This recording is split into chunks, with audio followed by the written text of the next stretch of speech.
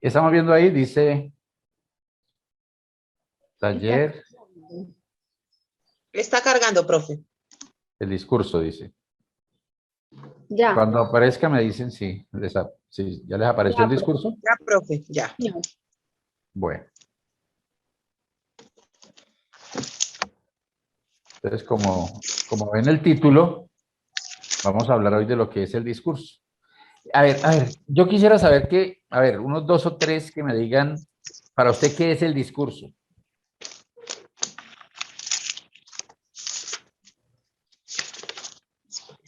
Dar a conocer sobre un A ver, tema. yo dije que levantáramos la mano. Javier Augusto.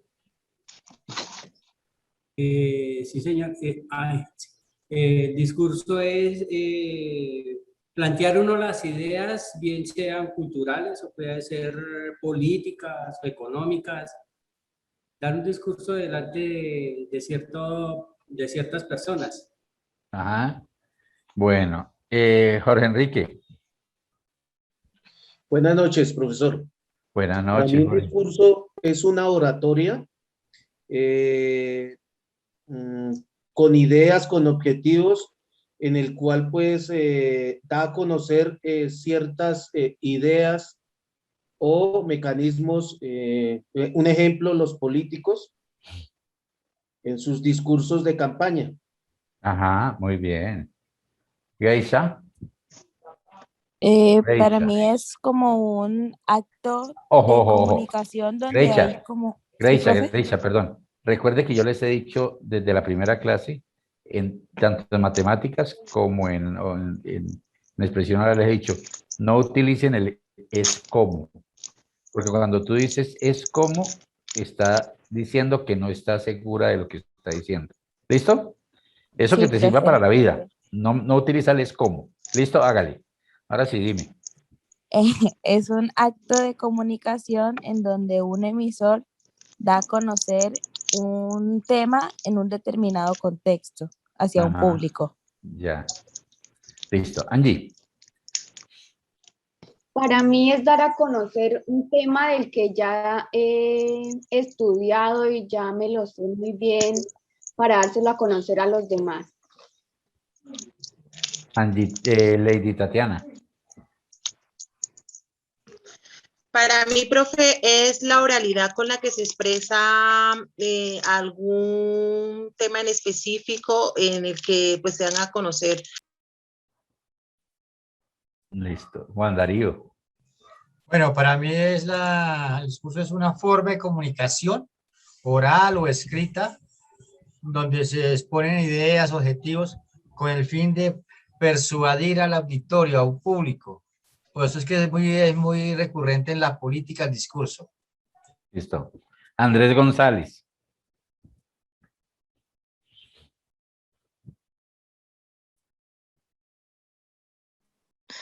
Buenas noches, profe. Lo siento, qué Buenas pena, no noches. pude activar el audio. Buenas noches, compañeros.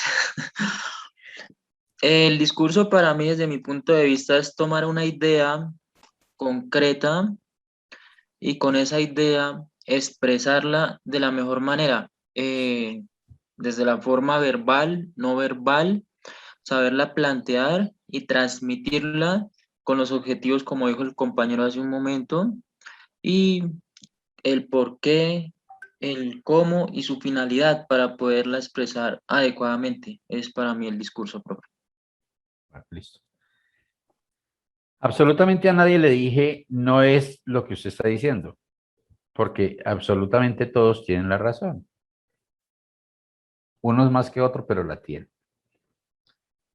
Vamos a ver qué es eso del discurso desde el punto de vista de la teoría. La oralidad y la escritura tienen unas fronteras visibles y unas invisibles. Ahora usted dirá, ¿y por qué? Ahora se va a dar cuenta por qué. Si nosotros definimos la oralidad, decimos que la entenderemos como un sistema que sirve para estructurar y transmitir la información de forma clara y efectiva en una comunidad. Eso es la oralidad. En algunas sociedades ha servido para mantener vivo algún conocimiento ancestral, religioso, medicina, conocimiento, entre otras. Por ejemplo, si usted va a la Sierra Nevada de Santa Marta y tiene la posibilidad de hablar con uno de los jefes, de los líderes de las tribus que hay allá, ellos por lo general no escriben nada. Algunos ni siquiera saben escribir. Hay algunos que ya se han educado, pero resulta que son personas que son muy sabias, que saben muchas cosas y las saben porque los ancestros se las han dicho de manera oral y les han enseñado. Entonces, la oralidad en algunas comunidades ha servido para mantener eso. Antes de que llegaran los españoles aquí a aculturizarnos, ustedes me imagino que saben qué es aculturizar. Aculturizar es quitarle la cultura propia a un pueblo y imponerle una cultura cualquiera. Cuando llegaron aquí los españoles a aculturizarnos, la tradición de nuestros indígenas venía de mucho tiempo atrás y ellos tenían sus propias religiones y sus propias costumbres y todo se lo habían transmitido de manera oral. En otras ha sido sistema complejo en el cual fue utilizado para cohesionar civilizaciones y la coordinación de sociedades enormes, lo que pasó con los españoles y nosotros. Yo no sé si ustedes han oído hablar de los palabreros en La Guajira. ¿Alguien ha tenido cercanía con los palabreros en la Guajira?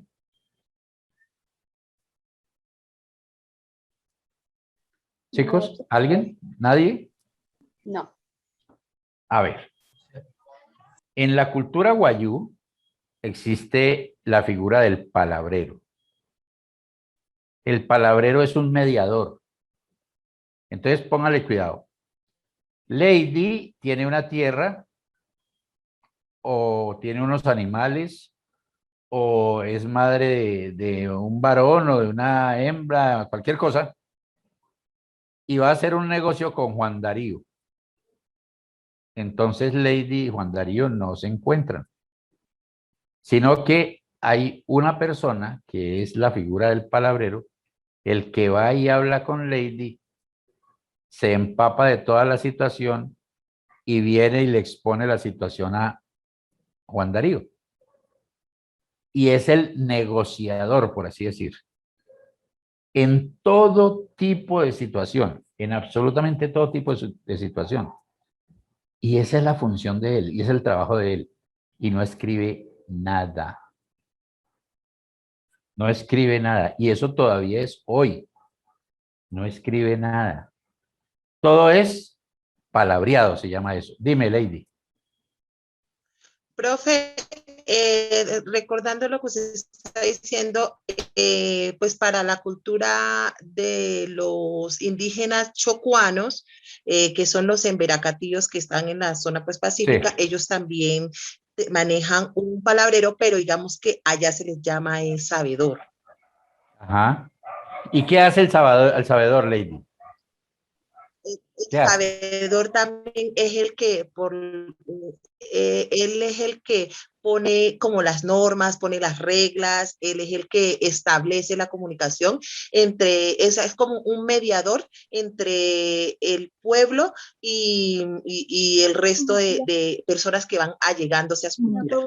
Pero cuando uno habla de mediador, la gente cree, alguien tiene el micrófono por ahí abierto, la gente cree que el mediador es una persona que va a estar en medio de los conflictos, y no necesariamente es conflictos. Pueden ser acuerdos, pueden ser negocios, pueden ser hasta matrimonios. Arreglan los matrimonios, apunte palabra. Hay alguien que tiene el micrófono abierto, porfa.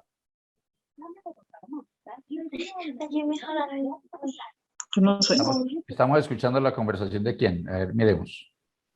La compañera Julián. Ya, profe, ya lo apago, qué pena. Lilian, listo. Entonces, chicos, volviendo a nuestro cuento, hay culturas que han utilizado la oralidad para mantener sus costumbres y hay otras que han utilizado la oralidad para someter. Cuando los españoles llegaron acá, yo no tengo nada contra la conquista, pero cuando los españoles llegaron acá, a punta de palabras, convencieron a la gente de acá de que les entregara todo lo que tenían.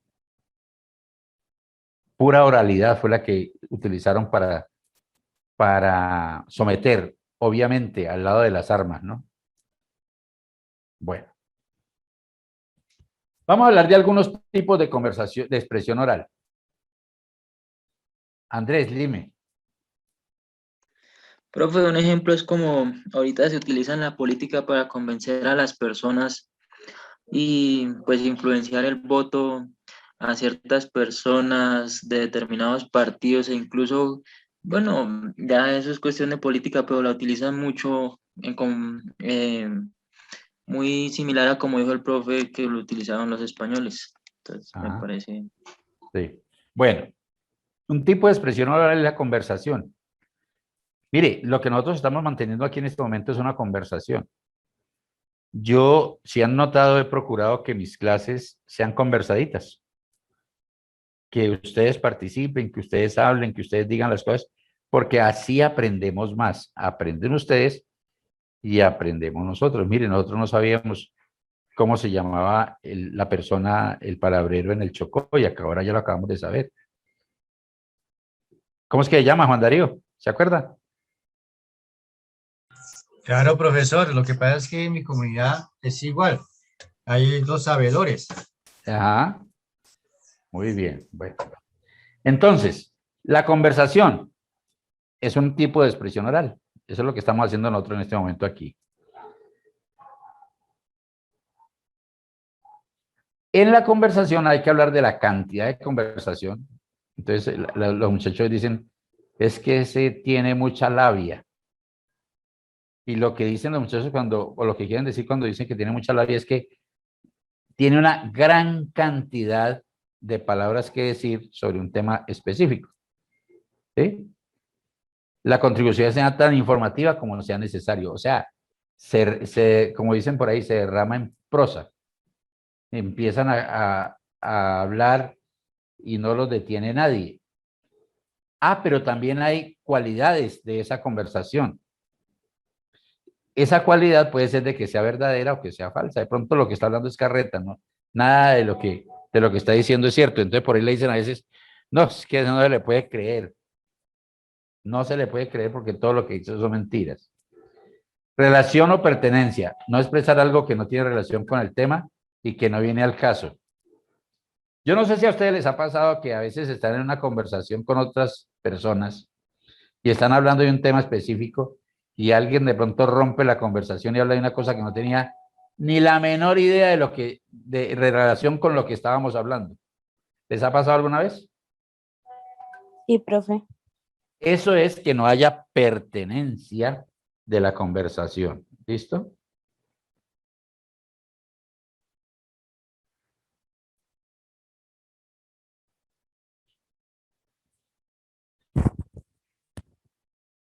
Bueno, un momentico, por favor.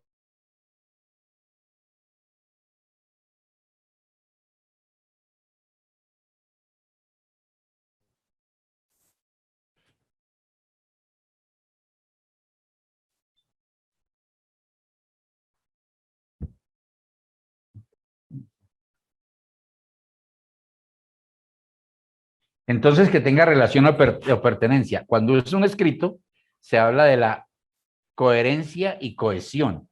Aquí se habla de la relación o pertenencia. ¿Respecto a qué? Al tema que estemos tratando.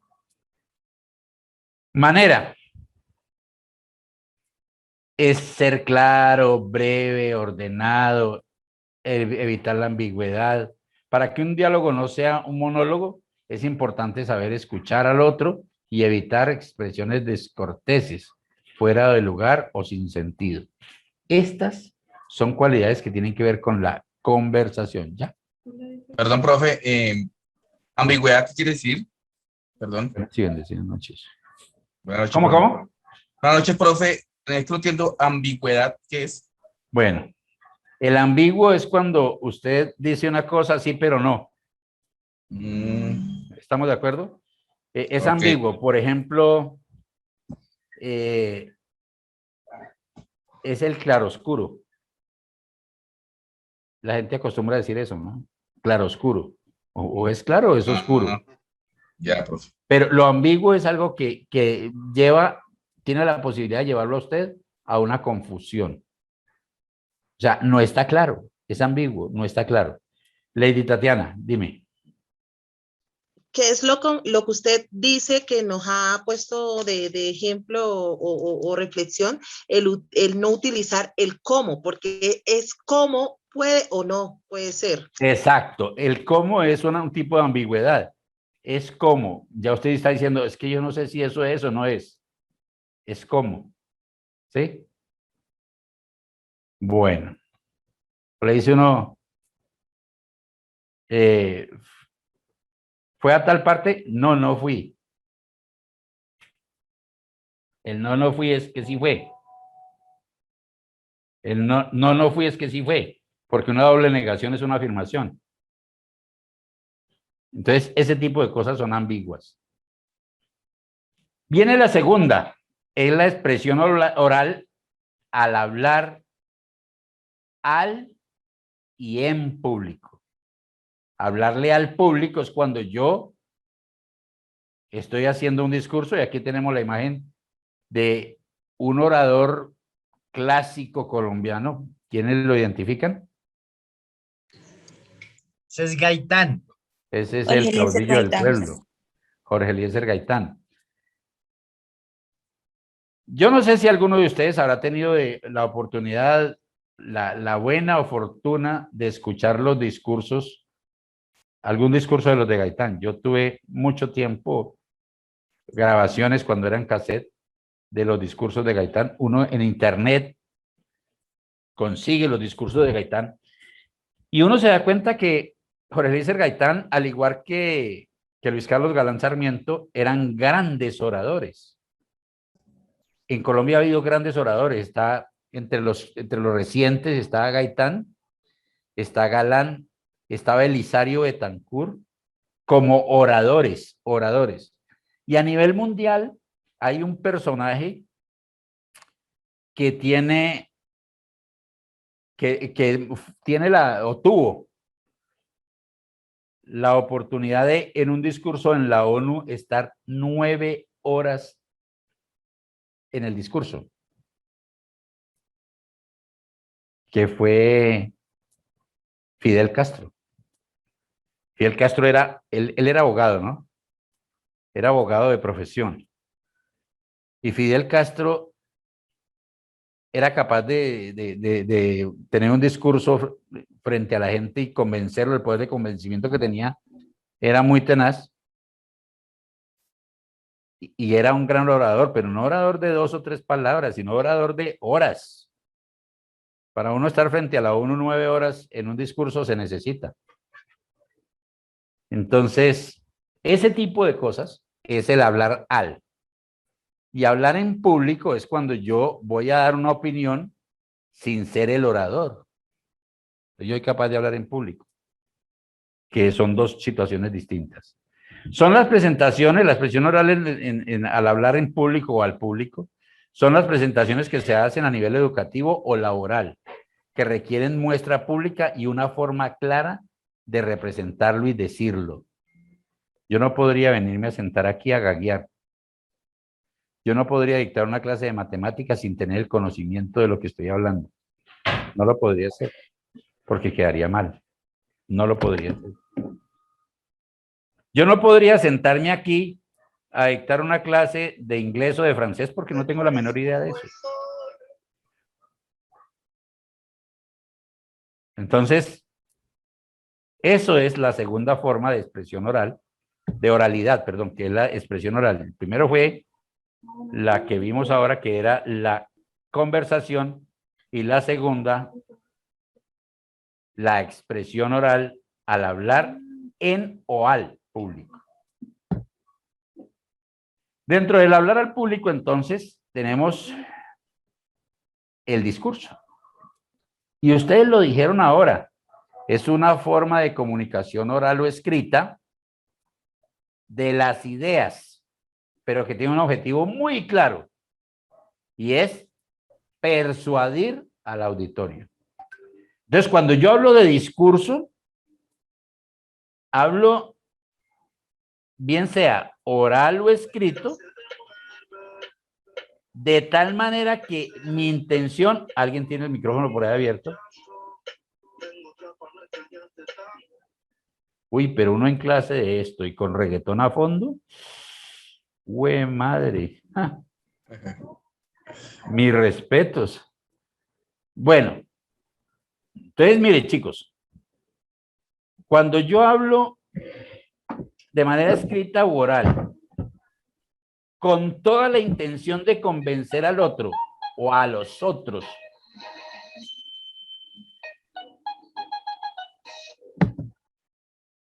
de algo, estoy haciendo un discurso. Por ejemplo, mi discurso está fallando en este momento porque no he sido capaz de convencerlos de que apagan el micrófono.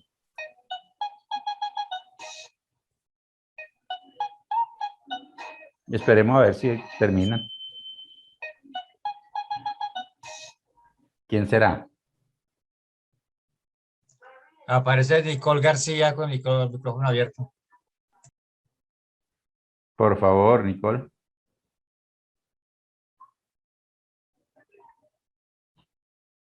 Bueno.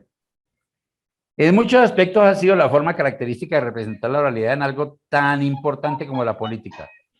Ay, no, ¿verdad? Profe, disculpe, y usted no tiene la posibilidad de silenciarlos a Me va a todos y tocar, volver me va a tocar mirar a desde abrirlo. aquí. A ver, ya lo voy a abrir, pero es que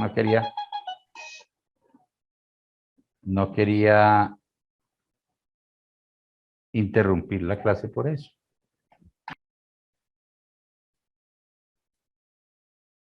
Y ya lo apagó.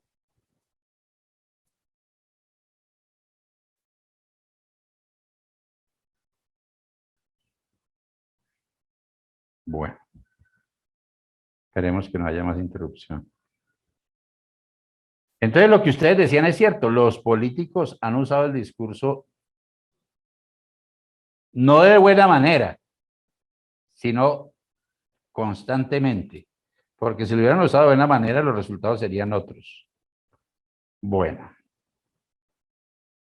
la expresión oral entonces puede ser espontánea o reflexiva. ¿Qué quiere decir eso? Si usted se encuentra con un amigo y usted habla espontáneamente con él de muchas cosas, usted no ha preparado. Si yo me encuentro a mi amigo, le voy a preguntar esto, le voy a decir esto, le voy a contestar esto otro.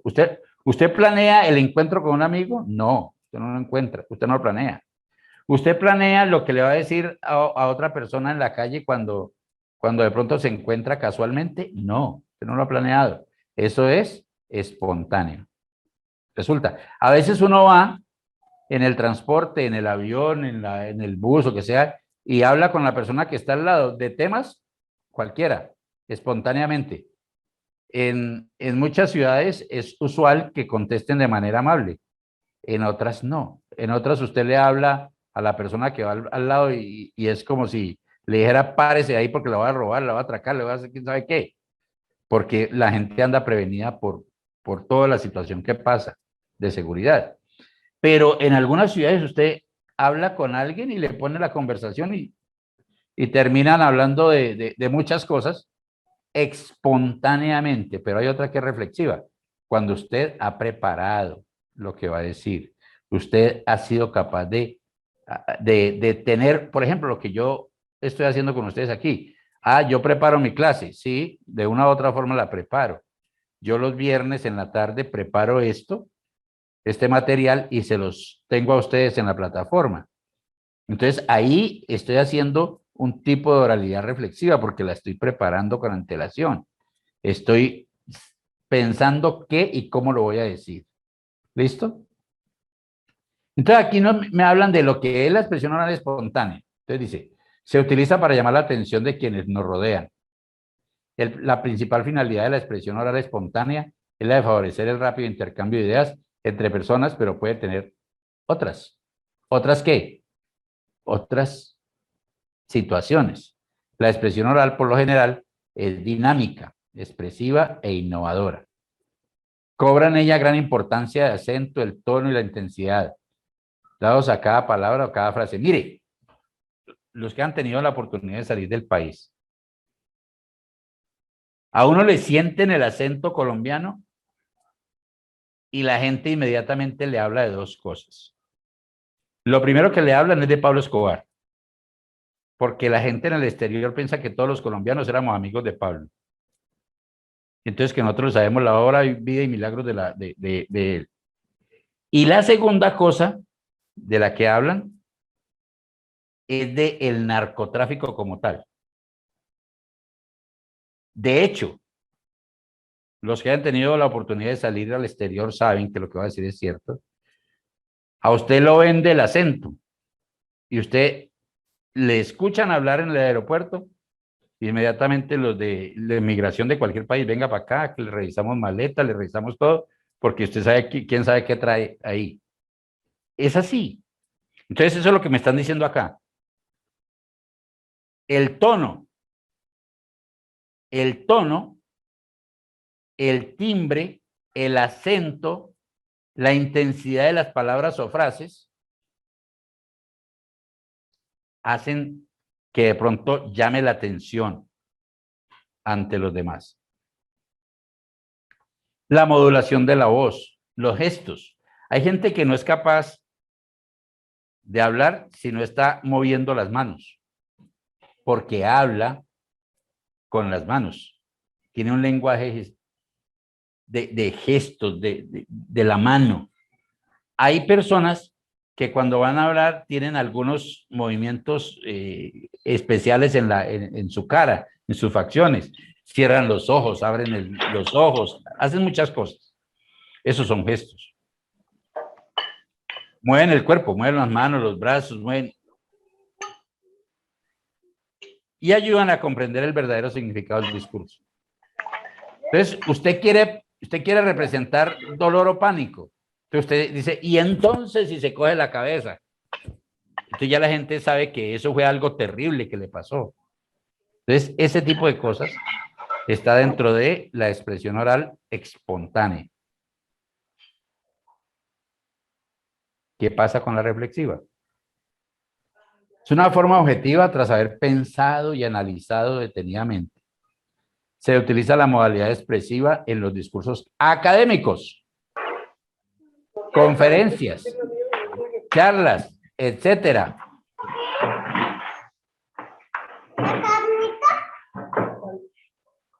Otra vez el micrófono. Que le den. Compañera Diana. Diana. Charlas, etcétera. Y en algunos programas de los medios de comunicación. Mire, cuando le hacen la entrevista a Pepito Pérez en televisión, normalmente le han entregado las preguntas con 2 o 3 días de anticipación, las preguntas que le van a hacer. A no ser que sea un periodista como Ángela Patricia Llaneot, que no sé si le dieron cuenta la pregunta que le hizo al presidente Duque en la última charla que tuvo. Se notó que esa pregunta no era del libreto que hayan acordado, porque el disgusto del presidente fue tenaz por la pregunta, y a mí me pareció insolente, entre otras cosas, porque por más que sea lo que sea, él es el presidente. El vocabulario es más amplio, escogido y variado, o sea, la gente se prepara para decir las cosas.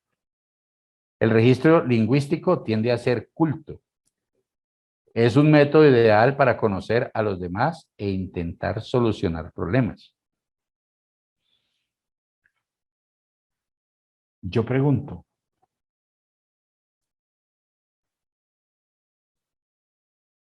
¿han vivido esto? Claro. ¿Han vivido lo anterior de la espontaneidad? También. O sea, eso no es nuevo para ustedes. Ustedes lo han vivido. Ustedes lo han vivido. Mire, Los que tengan hijos. Y de pronto ustedes quieren tener una charla de esas serias con los hijos en casa. Y en algunas ocasiones toca ser espontáneo. Pero en otras hay que pensar lo que vamos a decir. Para no herir, para no crear conflictos, para no tener dificultades y para no decir más allá de lo que se tiene que realmente decir. Se piensa, se prepara. Bueno. ¿Alguna inquietud hasta aquí? Casos de estudio, oralidad o escritura. Entonces tenemos aquí unos ejemplos de lo que ha pasado, ¿no? De los códices prehispánicos, muy pocos existen actualmente, porque de la conquista fueron destruidos en forma generalizada. Uno de los problemas graves que tiene la aculturación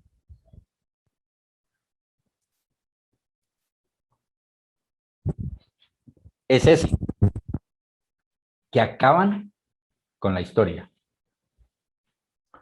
Rompen la tradición. Rompen la tradición. En el caso de los prehispánicos, se habla de que muchos de los documentos prehispánicos que habían, llámese documento de pronto a los murales, a todo eso, fueron acabados. ¿Por qué? Porque dañaron los edificios, los tumbaron, los quemaron. ¿Qué no hicieron con eso? Los acabaron con eso. ¿Alguien levantó la mano por allí? No alcancé. Juan Darío, dime. Eso por lo menos le pasó al pueblo pijao. El pueblo fue que le puso tanta resistencia a los españoles durante la conquista que el dialecto pijao no existe, la lengua materna, porque todo el que hablara le arrancaban la lengua o lo mataban. Vea. Entonces se fue perdiendo. Ahí hay la historia de un fraile, Fray Pedro de Aguado. Si quiere, Juan Darío, usted que como que le gusta lo de su tierra, busque en internet la historia de Fray Pedro de Aguado. Fray Pedro de Aguado fue un fraile que vino entre 1540, 1500, sí, más o menos de 1540 a 1570 a Colombia y se fue a la región de Ibagué. En ese momento López de Galarza estaba fundando Ibagué. Y él describe a los indígenas y habla cosas horribles de los indígenas. Y acabó, literalmente, cuando uno lee la historia de Fray Pedro de Aguado, él está acabando con la tradición pijao, porque a él lo que le interesaba era meter su iglesia en la cabeza de todos los que estuvieran allí. Se expresaba de los indígenas de manera terrible, horrible. Búsquelo si quiere y lee sobre él, Fray Pedro de Aguado. Bueno, después de los autos de fe que organizaban los frailes europeos para aniquilar lo que ellos consideran como obras del demonio. Esa es una forma de destrucción de la oralidad y de la tradición, debido a la aculturación. Eso fue en la época de la conquista. En la época de la colonia, la destrucción se volvió sistemática y continua.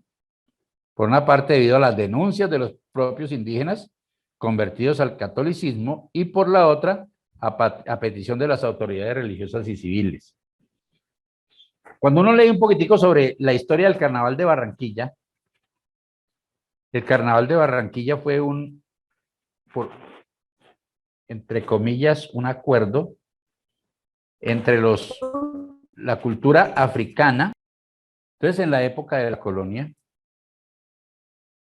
se marca más la dificultad con la oralidad y se rompen más tradiciones.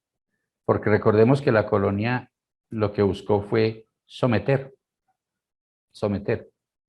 La primera justificación religiosa de los actos crematorios dada por los ministros de la iglesia se basó en el argumento de que esas pinturas y caracteres fueron hechos bajo la inspiración diabólica. O sea, mucha del arte que tenían los indígenas de la época fue quemado,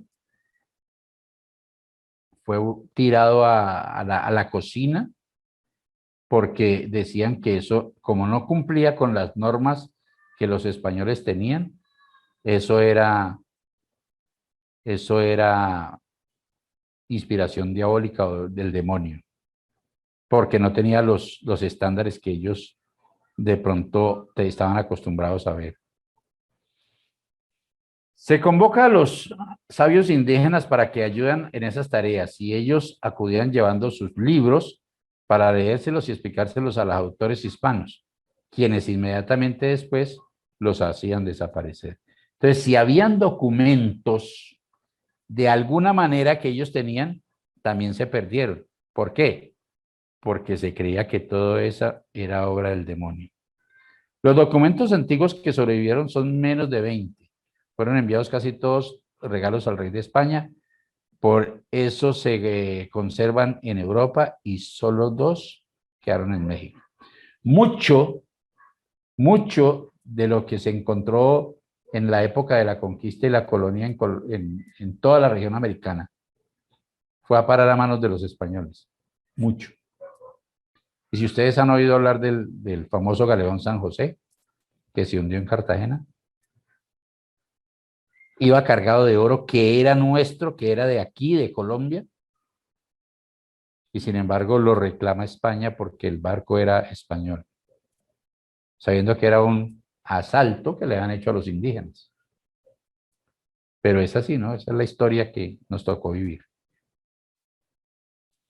Códices prehispánicos, más tarde los prelados de las órdenes religiosas, primero y después altos funcionarios y virreinales, preocupados por conocer la religión de los vencidos para poder combatirla eficazmente, ordenaron a los religiosos escribir sobre sus idolatrías y sus historias.